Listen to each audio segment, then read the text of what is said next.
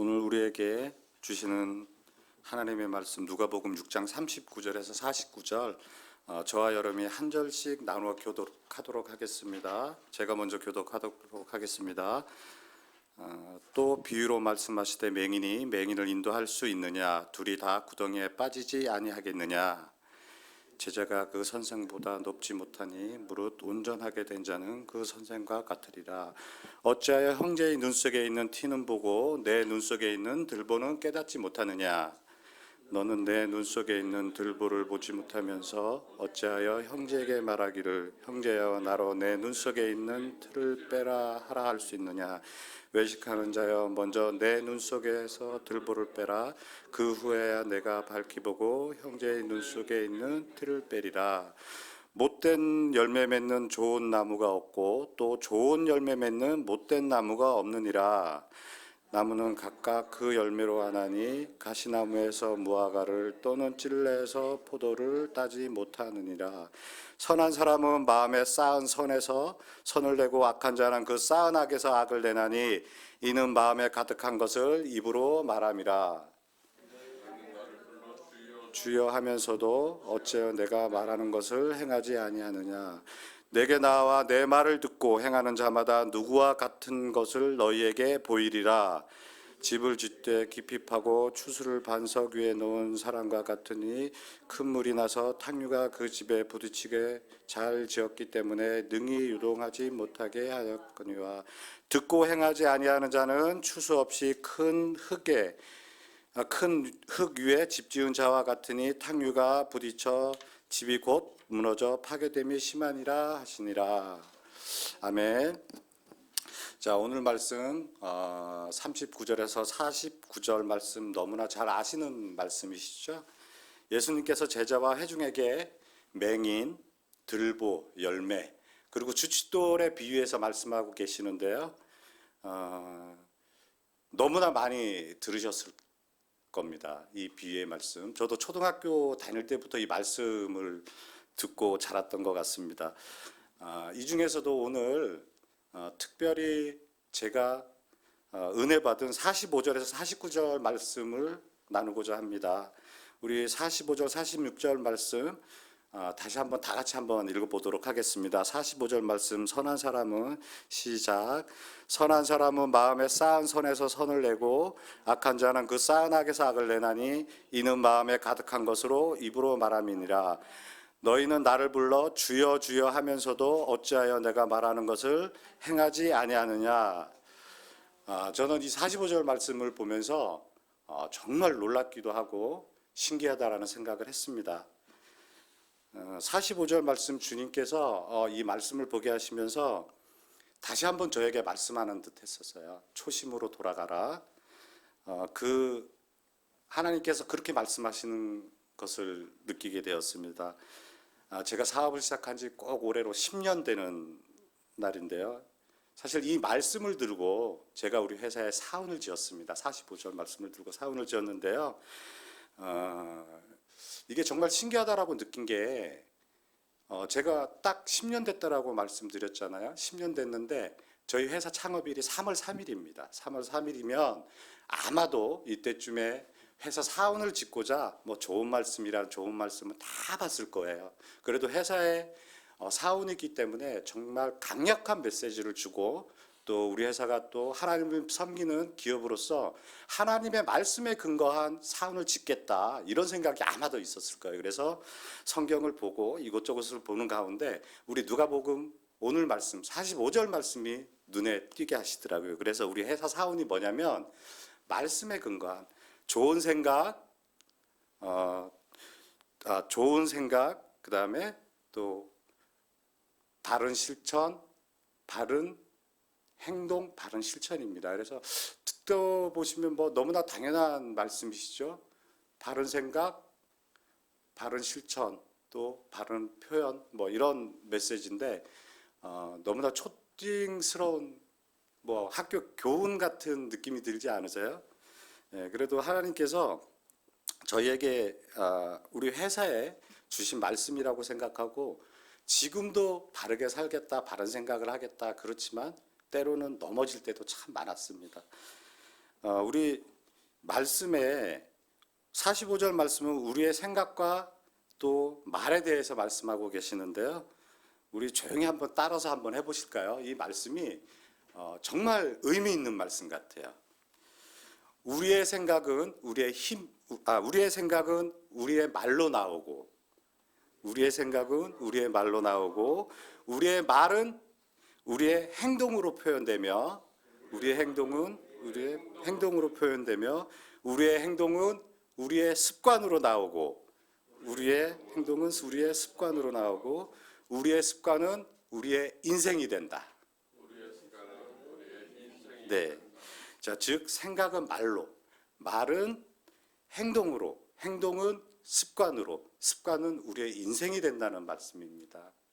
이게 잠잠히 생각해 보면 우리 생각했던 게 정말 말로 표현이 되죠. 말로 표현한다는 사람은 행동으로 하게 돼 있습니다.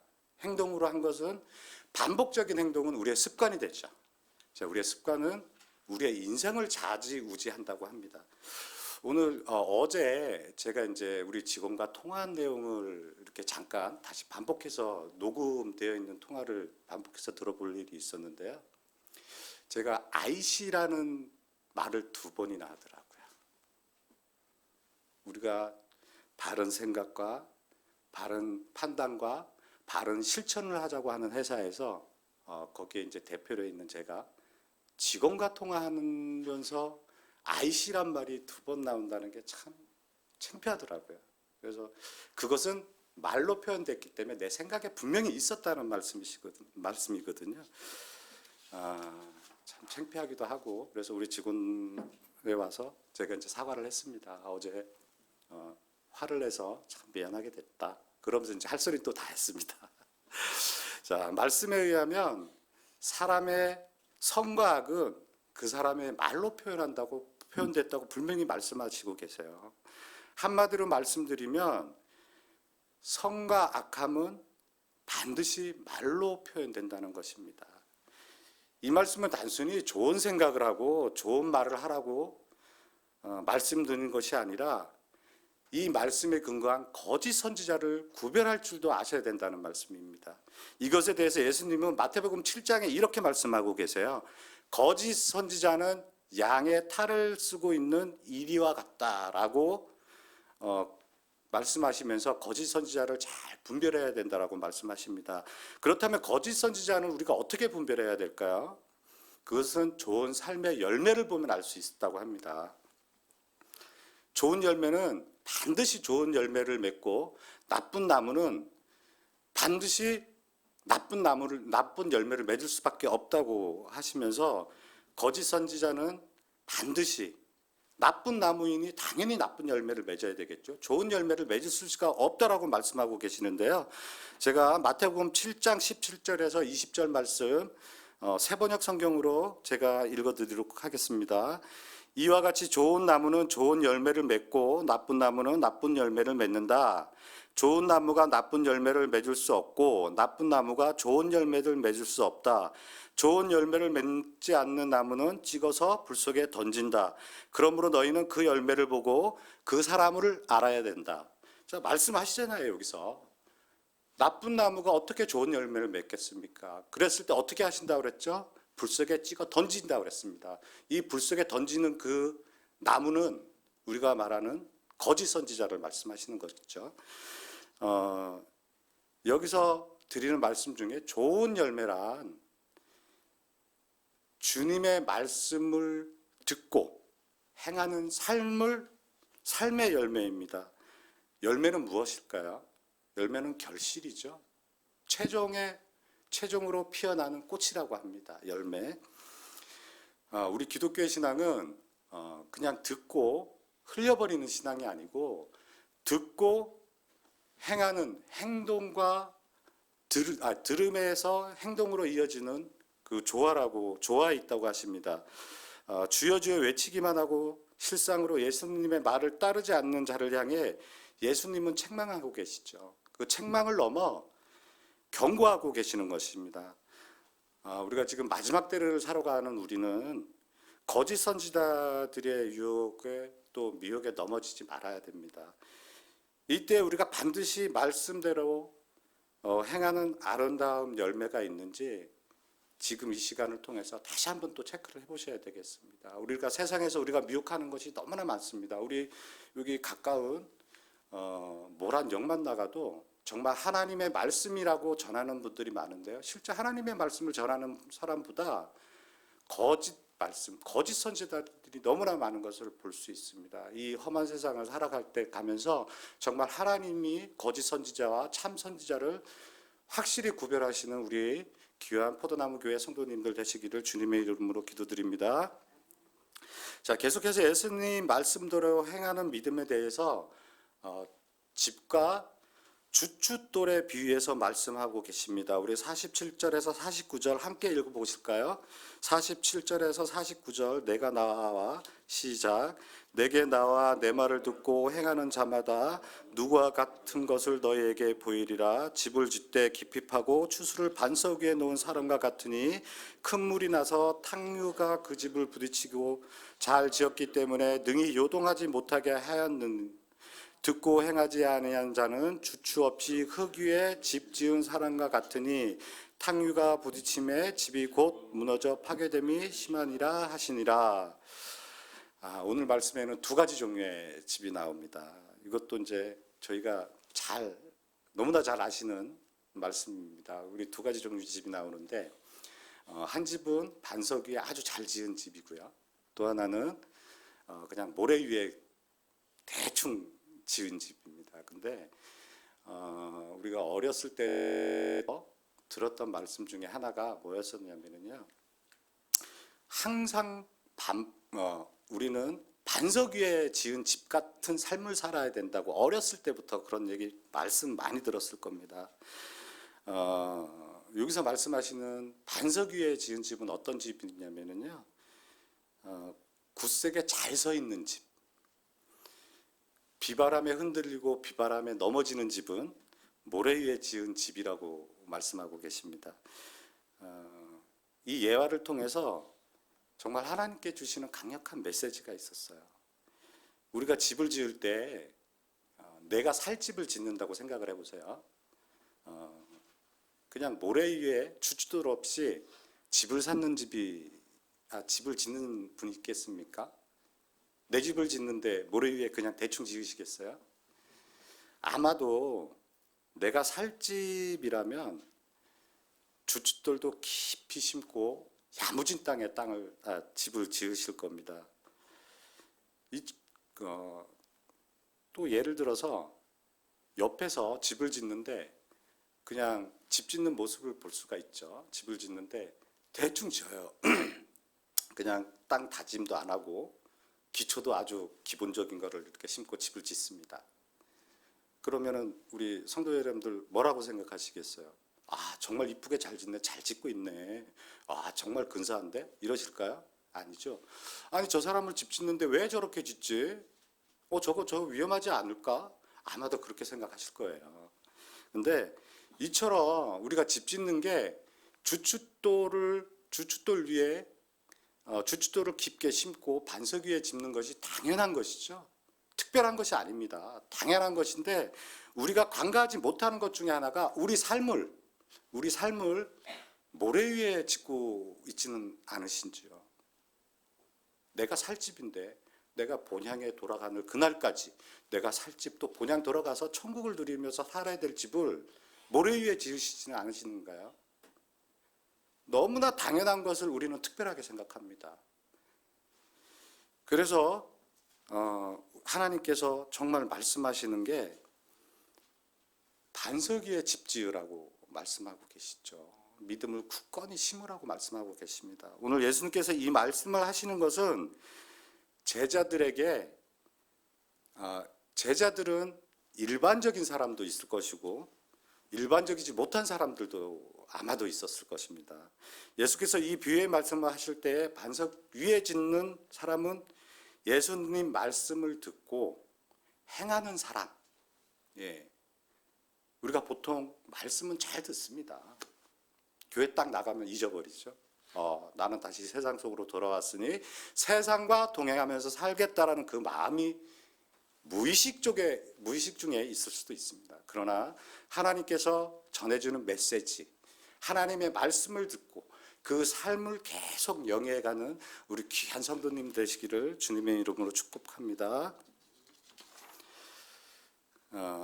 우리가 예수님의 사람이라고 많이 말씀하시죠. 예수님의 사람, 나는 예수님의 사람이야, 예수님의 자녀야, 예수님의 제자야라고 말하면서도 실제로는 그렇지 못한 사람이 굉장히 많습니다. 저 또한 단위에 서 있는 저 또한 정말 하나님께 고백드리면 저는 제자인가, 예수님의 삶을 말씀에 근거해서 행해지는 사람인가, 아닐 수도 있다는 거죠.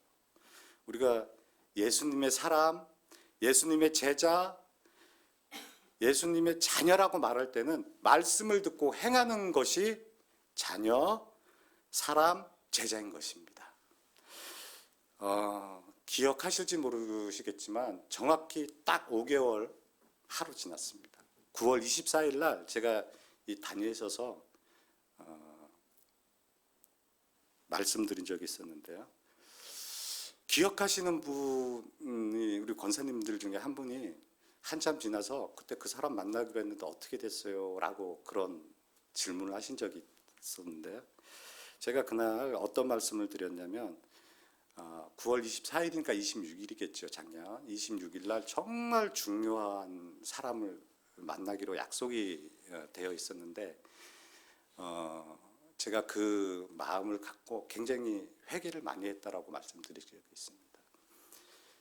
사람을 만나서 사람에게 의지한다는 생각이 들었습니다. 근데 그 18일 날 매일 성경 말씀에 어떤 말씀이 있었냐면 우리가 두려워할 대상자는 권력자가 아니라 그를 세우시고 폐하시기도 하시는 하나님이시란 말씀을 듣고 굉장히 후회를 많이 하고 회개를 했습니다.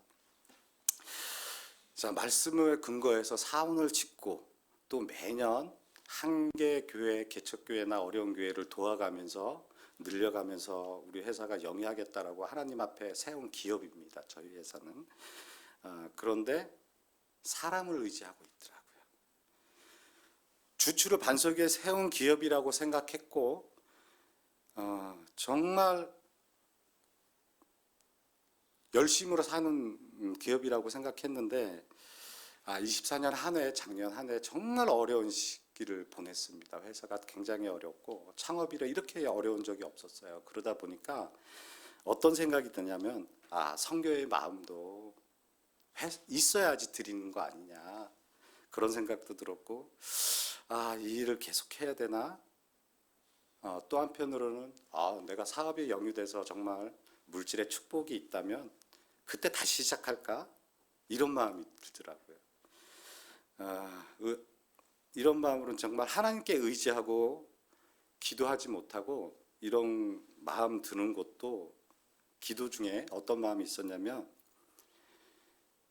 지금 나의 모습이 물질이 나의 우상이 되어 있구나, 하나님보다 더 크게 생각하고 있는 우상을 내가 만들고 있구나라는 생각이 들었습니다. 그래도 우리 주예기술이란 기업은 반석 위에 세웠다고 그동안 착각하고 살았던 거예요. 작은 어려움에 넘어지려고 했던 것입니다. 그리고 제가 이제 작년 며칠 뒤에 이제 그분을 사실 잘 만났습니다. 그리고 제가 쉽게 만날 수 없는 사람이고 뭐 권력도 있으신 분이고 그래서 만났는데 정말 맛있게 밥만 먹고 왔어요. 기업에 대한 얘기, 일에 대한 얘기 하나도 일절하지 않았습니다. 그랬더니 그분이 오히려 이상하게 생각하는 거예요. 분명 이 사람이 나를 만나자고 얘기했을 때는 자기가 뭔가 아쉬움이 있고 도움을 청하려고 만나자고 했을 텐데 아무 말이 없이 그냥 돌아오니까 좀 이상했나 봐요. 근데 오히려 하나님은 그것을 통해서 축복을 주시더라고요. 권력자의 다리를 잡지 말고 하나님께 의지하고 기도한 결과가 정말 놀라웠습니다. 그 일이 있고 나서 제가 사람에게 전혀 의지 하나 하지 않았습니다. 정말 그 사람에 대해서 포기하고 하나님께 기도만 했습니다. 기도를 했는데 그로 뒤에 딱 한 달 뒤에 하나님이 축복을 주시기 시작하는데 지금까지도 마찬가지입니다.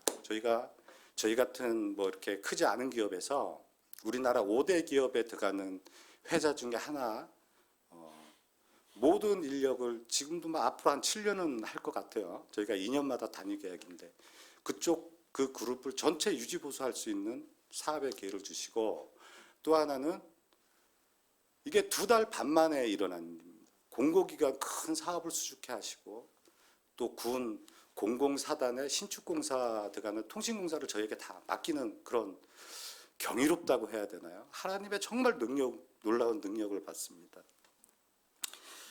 이렇게 주님께서 이끌어 주신다는 믿음이 있으면 기도로 승리하게 되어 있습니다. 제 책상 앞에 딱 보면 이렇게 써 있어요. 사람이, 너무나 잘 아시는 말씀인데요, 사람이 일하면 사람이 일할 뿐이지만 사람이 기도하면 하나님께서 일하신다. 많이 들어보신 말씀이시죠? 네, 우리가 할 수 있는 일은 정말 국한되어 있고 한정되어 있습니다. 그러나 하나님께서 주시는 그 사랑과 은혜는 한량없다라고 말씀하시잖아요. 그렇죠?